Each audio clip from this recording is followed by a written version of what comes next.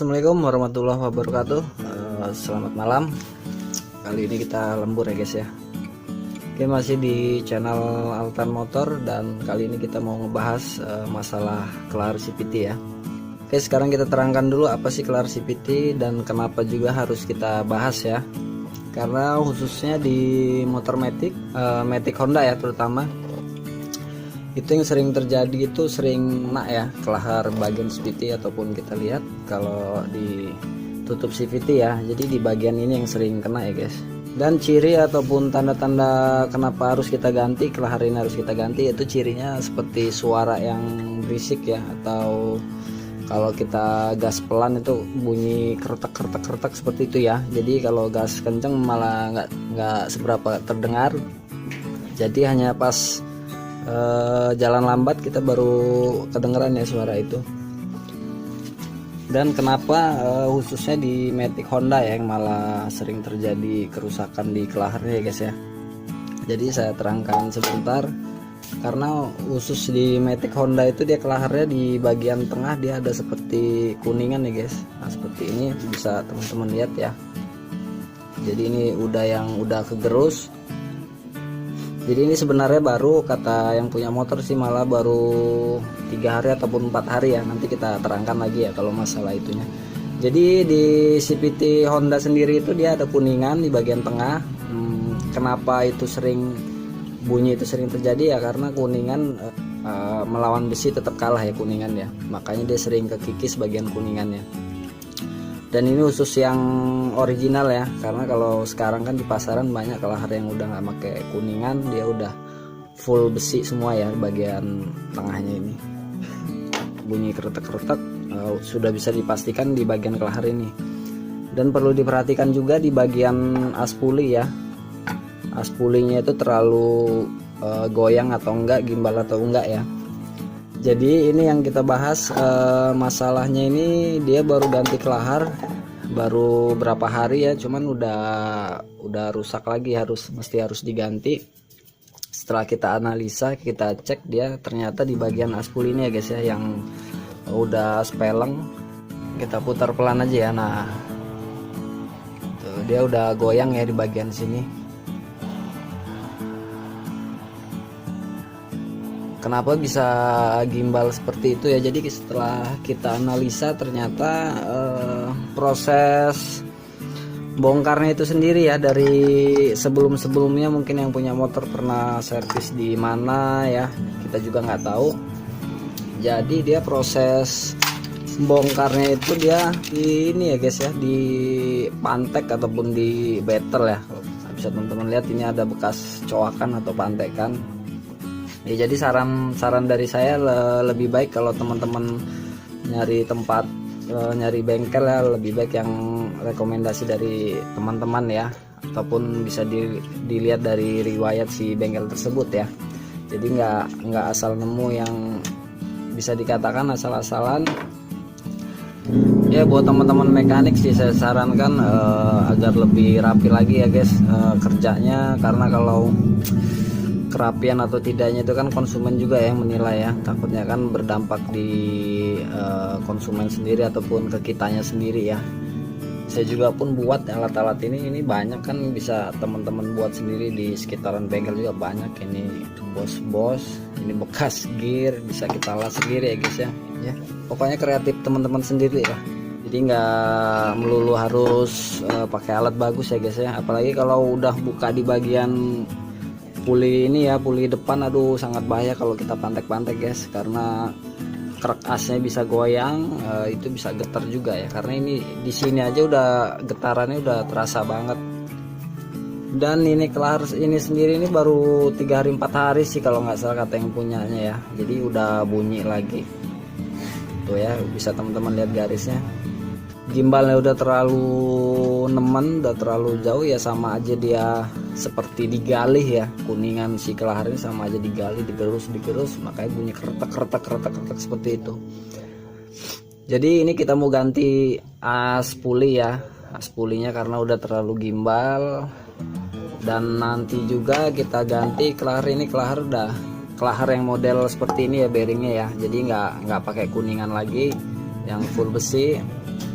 Dan jika ada o-ring di bagian sini bisa teman-teman pasang lagi ya, karena ini kan buat supaya si as ini masuk ke kelaharnya lebih agak seret ya, jadi itu membantu juga sebenarnya seal o-ring ini ya. Jadi seperti ini mana, nah o-ring seperti ini ya.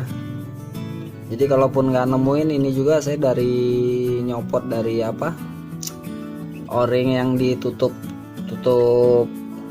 gear timing motor Grand ya, Grand Supra Series yang ditutup yang gedenya itu kan ada di bawah 2 biji nyeteng obeng, ada o-ring ya sebelum kita pasang itu ya. Jadi cari-cari aja yang pas, karena ini sangat membantu juga guys o-ring ini, supaya jadi nanti kelahar itu ataupun bearing itu dia tengahnya aja yang muter ya. Jadi bukan, terkadang kan saat kita masukin dia cuman AC muter, tengahnya ini nggak muter ya, nggak bekerja karena kurang, ibaratnya lobok atau kurang mengikat tadi itu ya. Apalagi di bagian ini juga dipahat-pahat ya, dipantek-pantek. Sebenarnya kan alatnya ini ada, nggak terlalu mahal, ataupun pakai kunci Inggris juga bisa. Saya juga dulu sebelum ada alat pakai kunci Inggris guys.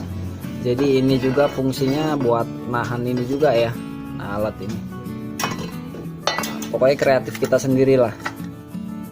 Pakai kunci Inggris, nggak perlu kita pantek-pantek seperti ini. Kalau ini oke lah, dampaknya nggak terlalu banyak karena dia mahatnya atau manteknya di bawah ya, nggak di as ini ya. Buat teman-teman mekanik lah agar lebih rapi lagi ya bro ya. Aduh bahaya, itu yang rugi kita sendiri. Kita bukan saling menghujat, bukan saling menggurui, kita di sini sharing ya guys ya. Apa yang kita belum punya ilmunya tolong di share, tolong di sebarkanlah agar semua itu bisa paham ya, karena kita di sini masih sama-sama belajar ya guys ya. Apa yang belum sempurna ya mohon komennya, masukannya atau sarannya ya. Saya juga butuh saran dari teman-teman atau si tip yang komentar yang membangun ya, jangan saling menjatuhkan. Oke, jadi cara mengganti as puli ini sendiri cukup kita buka baut yang ini ya, yang baut nomor 10. Ada berapa buah ya.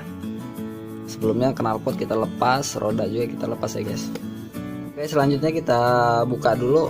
Ini udah sebagian sih udah saya bongkar karena ini, jadi saya pasang-pasang dulu supaya bisa tahu ya gimbalnya seperti apa. Oke, jadi seperti ini ya dalaman gearbox. Ini yang dinamakan gearbox ya guys, yang buat teman-teman yang masih awam, yang tapi hobi bongkar-bongkar, seperti ini penampakan gearbox. Dan ini kita kita pantek aja, kita pukul untuk mengeluarkannya. Dan sebelumnya di bagian dalam ini dia ada ring spy ya, snap ring seperti ini. Nah, kita buka dulu ya, baru kita keluarin. Nah, seperti ini dalamannya. Jadi ini bearing-bearingnya, dan sebisa mungkin bearing kita ganti ya, karena udah kita gedor-gedor, dan mungkin sebelumnya juga kan udah pernah dipat-pat, jadi ini goyang ya. Sama aja kapan kita pahat kan dia miring-miring bearingnya guys. Jadi lebih baik kita ganti mumpung sekalian dibongkar. Oke, jadi ini bearingnya yang mau kita ganti ya, kodenya 6204. Oke, jadi saran ya buat teman-teman yang lagi masang ini, kalau bisa ini jangan kita pasang dulu ya di ininya, di rumahannya. Kalau bisa kita pasang dulu di asnya ya, as puli, karena nanti kalau kita langsung kita pasang seperti ini, nah saat masang as pulinya pasti nanti kita gedor-gedor lagi. Jadi kita pasang dulu aja ini ya di as pulinya. Jadi kalau bisa kita pasang dulu bearingnya di as puli ya, baru kita pasang di sini. Dan ini snap ringnya jangan lupa. Oke, sekarang kita pasang gearboxnya ya.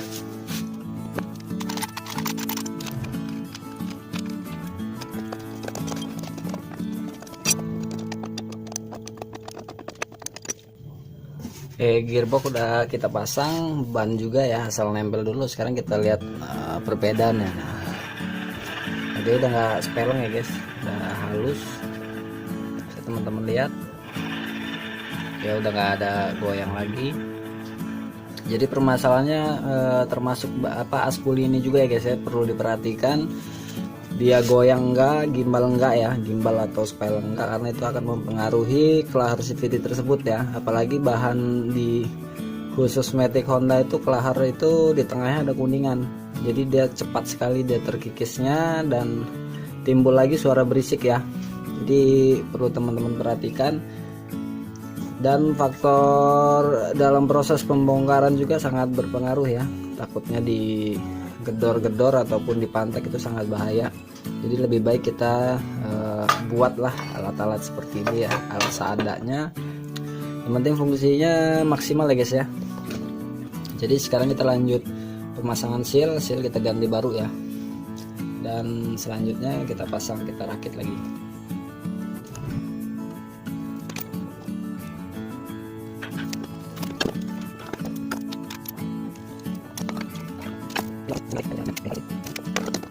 Kita hidupkan.